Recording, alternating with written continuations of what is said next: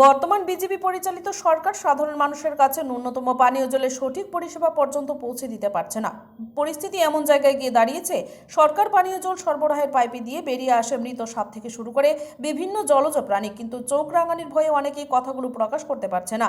তবে সত্যকে ছাইচাপা দিয়ে রাখা যায় না। এই ঘটনাটা আজ আরও একবার প্রমাণিত হয়েছে তেলিয়ামুড়া পৌর পরিষদের অন্তর্গত ২ নম্বর ওয়ার্ড এলাকাতে।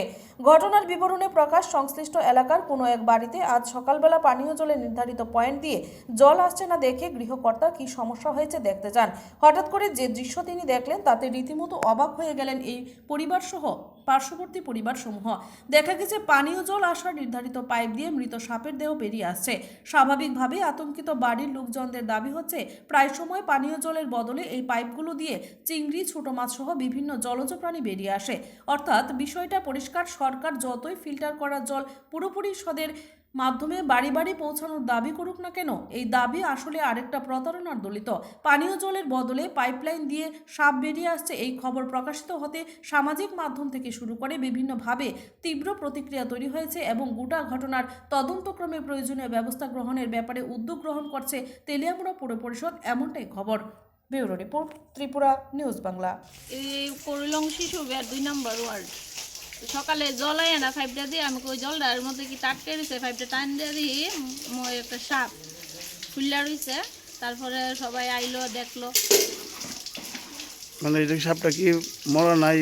মরা মরা।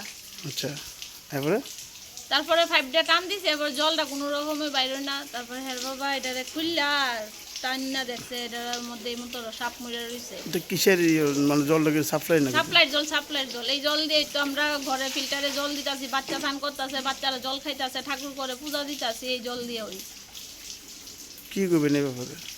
খুবই খারাপ, কি করবো। ওয়াটার ট্রিটমেন্ট আছে, এই ব্যাপারে কি করবেন?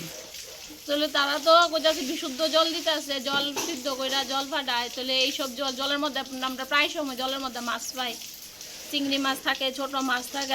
বাচ্চারা আর ওই মাছ লইয়া খেলাধুলা করে, এই মাছ জলের মধ্যে থাকে। খুবই খারাপ। এটা কার বাড়ি? এটা আমার শ্বশুর এখন নাই, উমেশচন্দ্র সাহা। এই ব্যাপারে জানাইছেন দপ্তরে?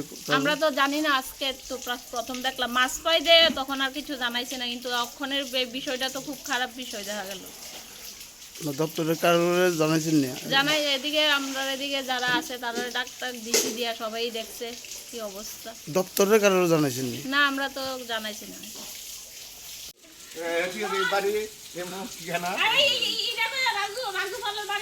রাজু ভালো চেয়ার উঠছে।